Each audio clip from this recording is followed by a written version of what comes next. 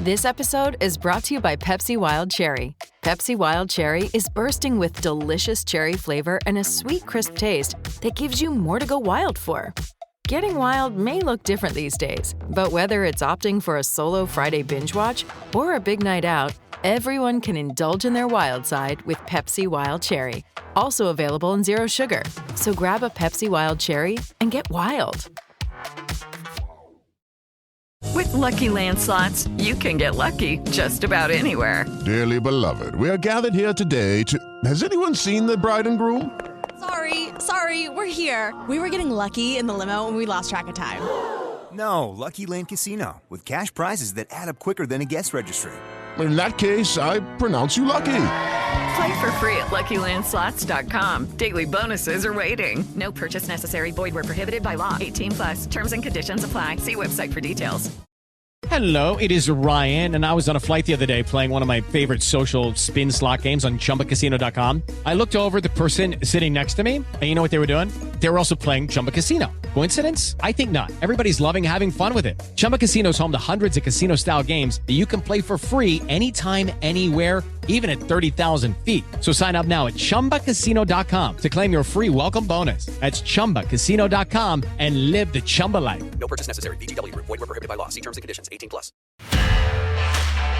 This podcast is part of the Sports Social Podcast Network.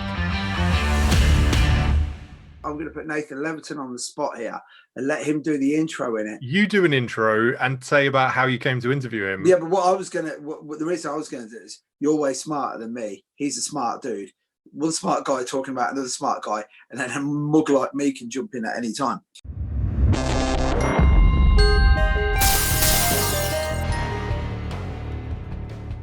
Right then, guys, we're going to talk about easily one of the... he's probably been one of the most influential guys, especially in Brazilian Jiu-Jitsu. If you take my own Professor Neil Simpkin out of the equation, he's easily the most influential guy in my journey in Brazilian Jiu-Jitsu, simply for the reason that the first time I ever met him, I'd heard about this gentleman, we'll give him the name check immediately, John Bernard Will, famously from the original Dirty Dozen, the first 12 black belts, non-Brazilian black belts in Brazilian Jiu-Jitsu. And I knew he was a really, really good friend of another big influence in my martial arts career, Jeff Thompson. And Jeff used to he was a pen pal of his at the time. And they used to write, and John was instrumental in getting Jeff the gig to teach at Chuck Norris's seminar in America, which basically took Jeff from being a national domestic guy to being internationally known. And I've read loads of stuff from John, and there wasn't a lot that would come through, but the bits that you could get were amazing. This is pre-social media days. And I went down to train with Mark Collett, who's now a judge for the UFC, and a dear friend of mine, Tony Terranova. They were hosting John, and it was the first time I'd ever gone down there. And if you want to know the truth, it was really the first time I'd seriously put on a gi in one evening. And I went down there, and that evening had this amazing effect on me because as much as I love jiu-jitsu, just listening to John for 3 hours made me realize that anybody that can be that insightful who does jiu-jitsu, and even if you only get 10% of that insight, I'm in. And he was just such a really nice guy, and he's been constantly a source of inspiration. And, he's really, really helped me just with words of encouragement. And he truly is, this sounds cliched when I say this, but he truly is a modern master when it comes to martial arts and just generally being a man in today's society. He's very well read. He's literally the ultimate autodidact. He's one of those guys that he's basically made himself smart. It's the best way I can explain it, just through sheer force of will, reading, pardon the pun, by the way. And he's taken the ideas and the precepts that he's learned in Brazilian Jiu-Jitsu, and he's made a ton of money. I don't want to embarrass him, but he's been super successful in everything from building houses, which he knows nothing about, he'll say, but he just looks at it as a problem solver, to online investing, to writing books, and basically just being, from day one, he's just always really just been like almost like a beacon for me to look towards. I still maintain he's in my top 3 best educators I've ever met in my life.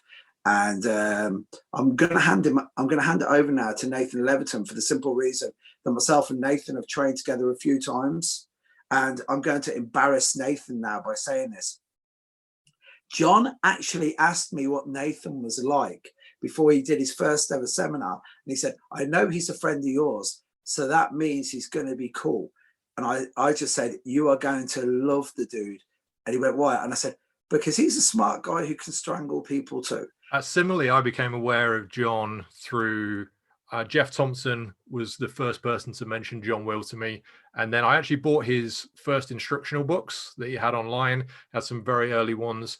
And as guys would come over to the UK, there was an Australian guy who came over just traveling and turned up at my gym in the late 90s. And he told me all about the scene in Australia and how big it was and how far ahead it was of Europe. And he praised John a lot too. I never really got to train with John for a long time. It was probably about 8 years ago. I was invited to a seminar down at Tony Davis' place. And Tony got me down there. And, I was still training jiu-jitsu then. And I went down and I did the seminar. And I distinctly remember that when I left, I phoned my then wife and said, I shouldn't be allowed to teach martial arts anymore. Like, I'd just seen what the level is. And I was so shocked. Like, I traveled the next day, I think that was to Coventry, and trained with him again. And then next time he was over, because he comes over once a year, I went to a private session, and then I went to every seminar that I could get to. And then I started bringing him to my gym. And now Carl, who teaches the jiu-jitsu at my place, now he travels to all the seminars when John's over. He is an instructor. And when people are passionate about educating, passionate about passing on martial arts, when they meet him, they see that in him.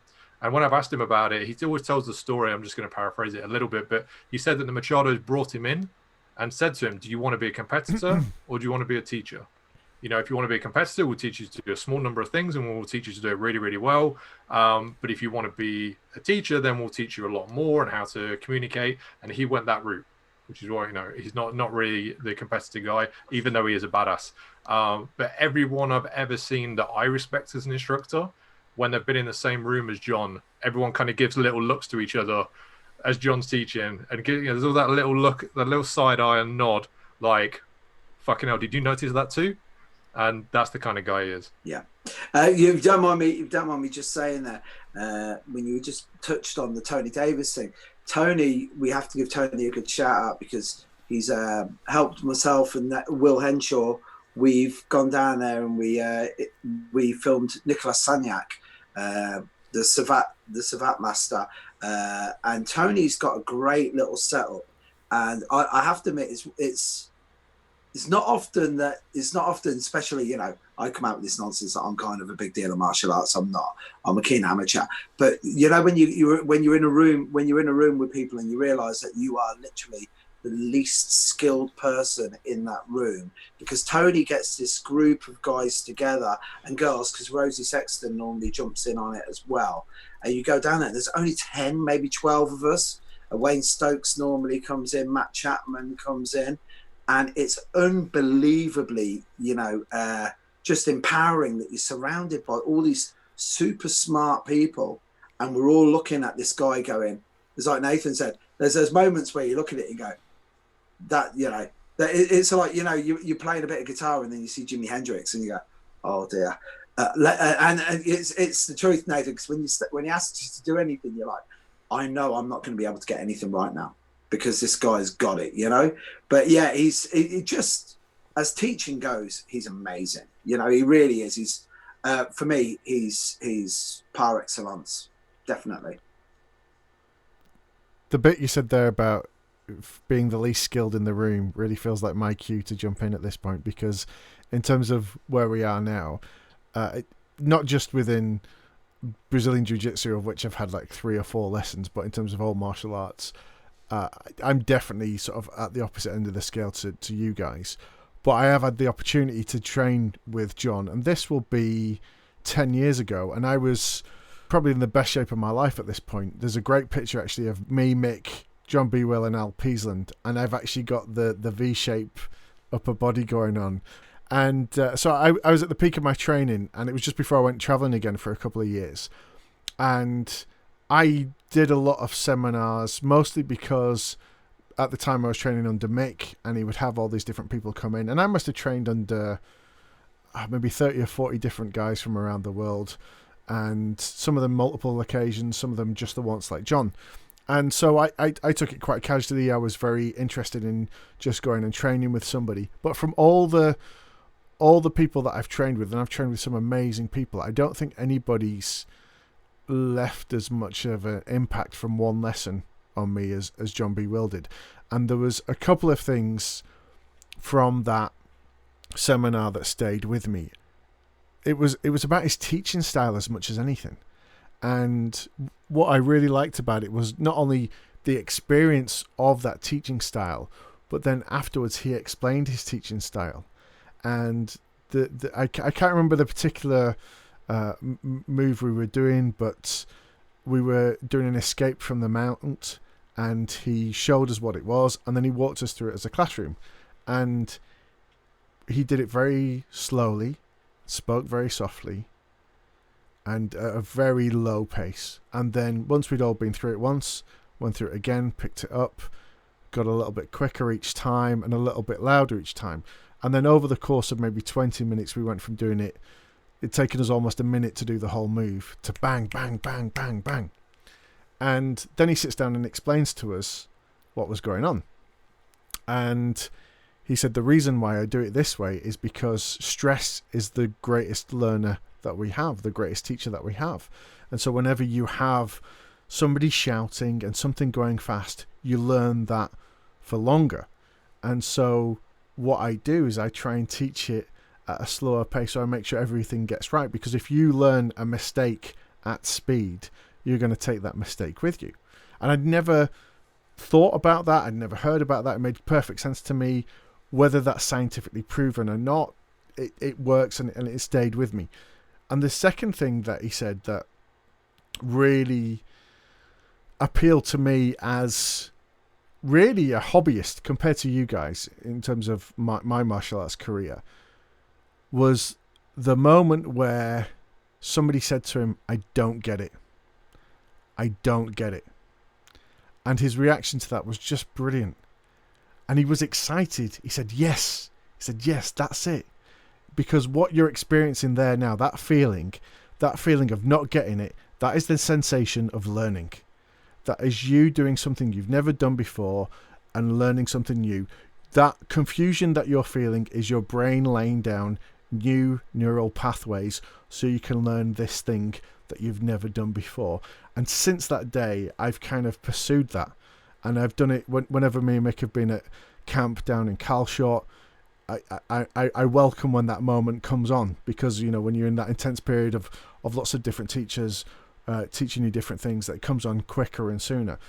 But now, in that usual moment where I think in modern day society you feel that sensation of being stupid and not understanding and not knowing, and it's frustrating and you want to walk away and give up, that one lesson taught me to recognize that, embrace it, and go with it. And that's really all I can say about JB, but what a lesson to take from someone.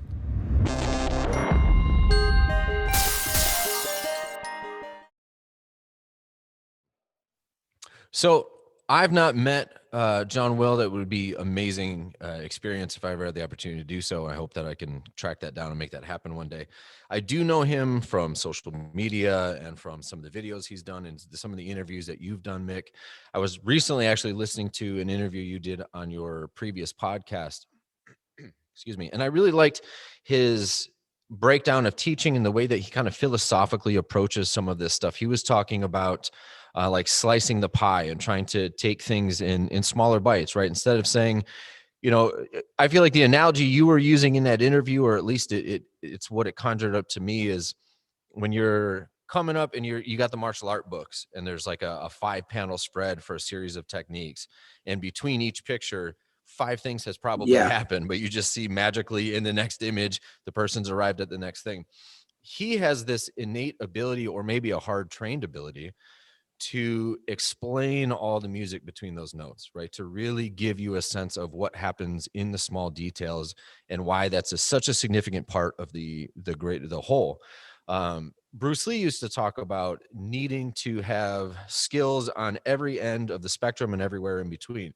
If you're really good at just taking somebody's life, great, but obviously that's not the only reason or outcome that you might be looking for. If you're really good, you're a bouncer, you're good at controlling a person's body, that's great. But if things are more severe, you might need to escalate past that.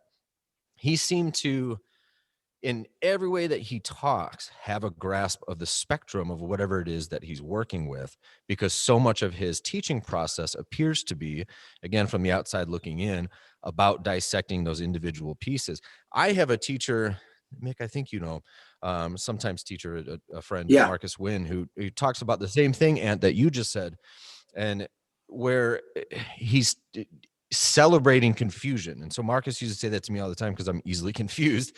And he'd say, well, that's good. That's your brain is trying to push past that point of discomfort, right? When it's confused, it's this awkward, uncomfortable feeling. It's almost a cloud or a thing in your head where you just, I don't have it. But when boom, you snap, you push through it to the other side.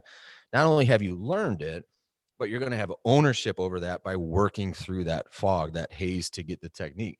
Now, if you can apply something like that to your physical self, not just an intellectual concept, but into how you actually move, that's extremely high level in whatever it is you're working on, whether you're playing basketball or you're in jiu-jitsu.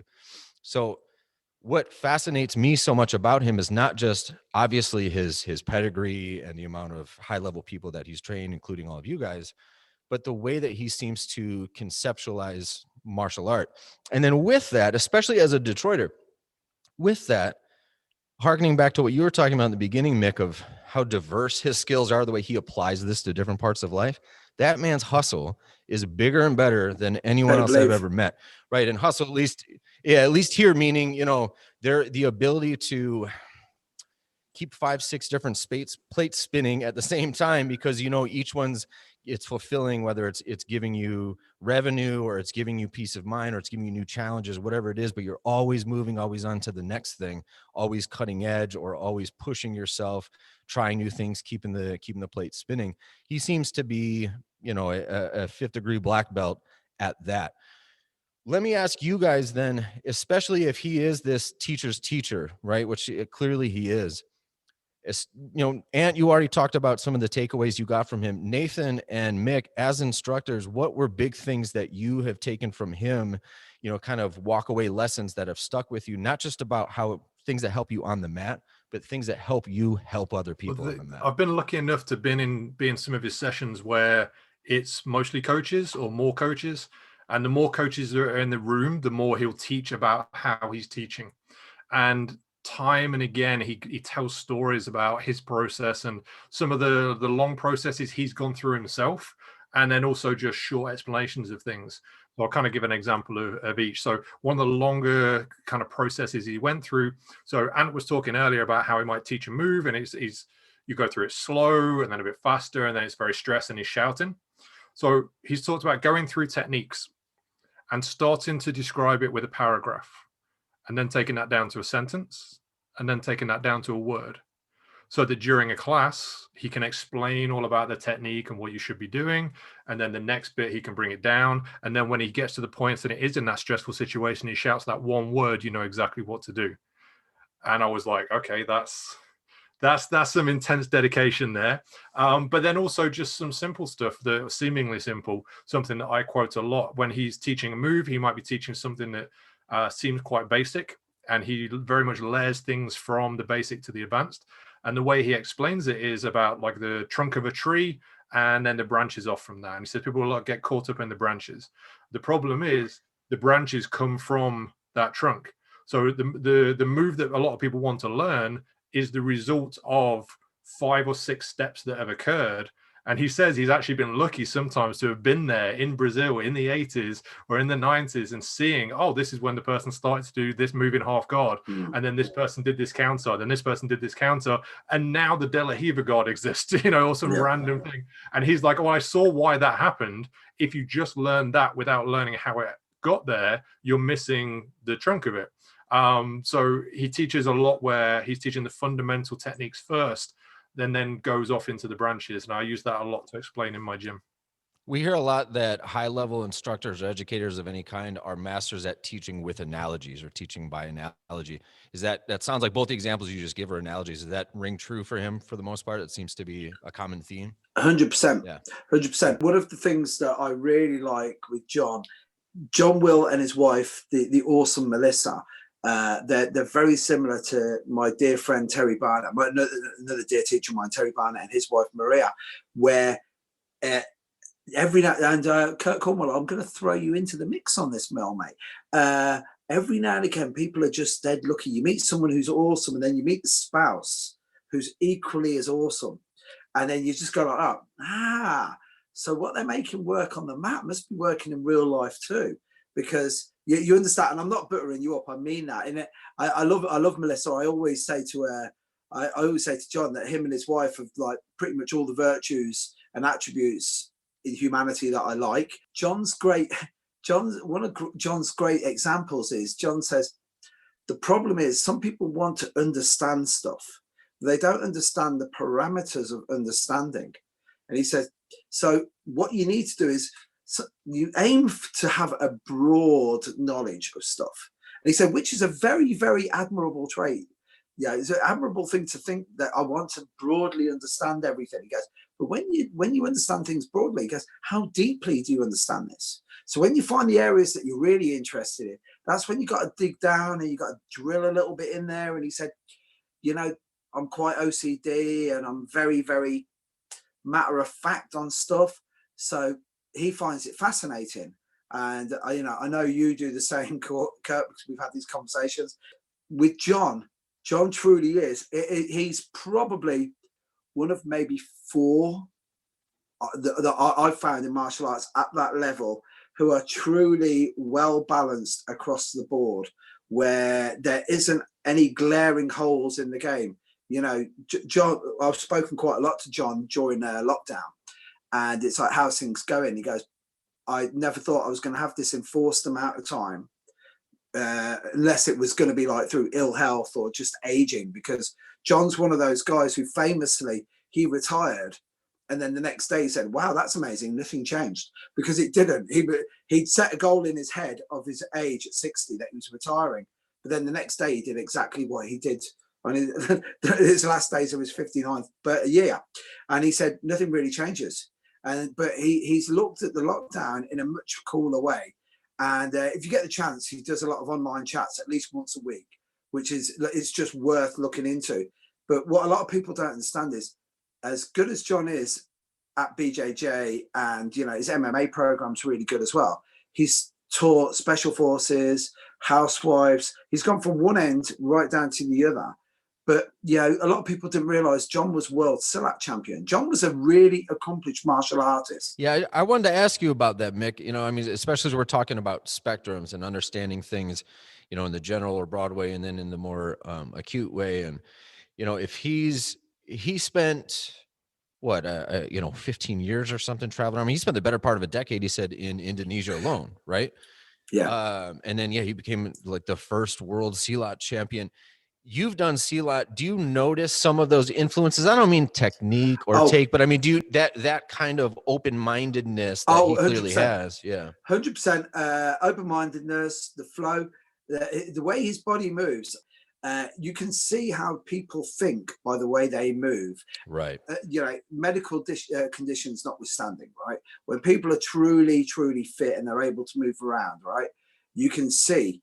And John just flows and he moves around, and it's the fact that he's so open to understand everything, and it's very cool because he's a historian when it comes to martial arts.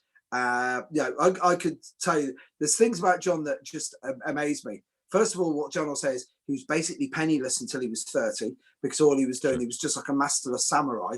He was just going around the world learning different martial arts, didn't care about getting money together because he'll sort that out later. Started up a martial arts magazine because he was famously got himself into trouble by questioning the validity of martial arts. So, and that's the hustle I'm talking about. Yeah, that's the hustle. And what happened? Come on, that's amazing. They gave him a hard time and wouldn't print his his rebuttals. So he went, right, I'm going to do it. And then he sold that magazine back to his competitors. The guy's unreal. You know, he's just republished a book on, I'm going to pronounce this incorrectly, but Varamushti, where it's like an Indian martial art, which is like grappling, striking. There's like bone knuckle dusters. There's pictures of guys doing omoplatas. And it's like, where's this martial art come from? It's like, well, there's a 1400-year history of one family who've been bodyguards to the ruling classes in India. And you're like, how does an Australian guy, as John always says, yeah, they all think I'm a gringo, so they'll tell me stuff they wouldn't tell anybody else. But it's like, how does he get that? He's a true Renaissance man. And he's easily one of the most interesting people I know. I want to hand over to Nathan because we're on this strictly because when we were down in Milton Keynes, you know, the way that he was structuring the lessons, do you remember how his cadence was, even down to his speech? And then he explained how he learned it through the $10,000 a year that he spends on self-improvement. And I don't mean just getting a book or going on a Tony Robbins course. I mean like proper investment. Oh, the layout of his class and how he teaches is something I've borrowed and used, especially with newer guys. So like literally one of the first things he does is he makes everybody, when they're with their partner, say they're in mount position or guard, they're all the same way. So the heads are the same way, the feet are the same way, simply so that he can just scan across the room and see immediately who's out of position. And then also he teaches in that same orientation so that people don't have to change it in their head when they go back to do it with their partner. And then also he switches people around. So the other person has to start sometimes so they don't get in the habit of just copying what the other person did. So they have to actually pay attention to him and just layers and layers and layers and layers. You know, they say there's levels. There really is. And John's just the top. Nathan, I don't know if you found this, but I found this several times with John, where he would teach technique. And then when he'd go back into the mat and this is how OCD I am. You'd be maybe a couple of maybe 10, 15 degrees off the position you're in. And I'd have to move my partner back into the orientation that John had me because my brain hadn't locked into that position yet. And it was one of those bringing order to chaos things, because jiu-jitsu is it's one of the worst things about jiu-jitsu is because it's so freewheeling and it's so open to interpretation. It's so hard to teach. And like he's embraced the past to inform the future. It's the same as with all of his, like, you know, being a historian and stuff. He's such a cool guy as well. That's the other one. Yeah, he sounds like it basically mixes all of my favorite things that we do, right? So he's martial art. He's a teacher's teacher, so he has like an NLP master course in the way that he's presenting information to the back of your mind. Yeah, I heard him in an interview talk about don't teach from where you are, basically teach to where they are, which is profound and an extremely important thing to keep in mind. Plus, he didn't like a magazine that wouldn't publish his response, so he made it a point to make a magazine and in 9 issues, put the other one out of business. That's one of the greatest things I've ever heard. Well, to me, it's like, you know, we all grew up watching all these, we talked about before, action movies and idolizing these, you know, overly masculine heroes who were good at everything. And then I met one, and it's John.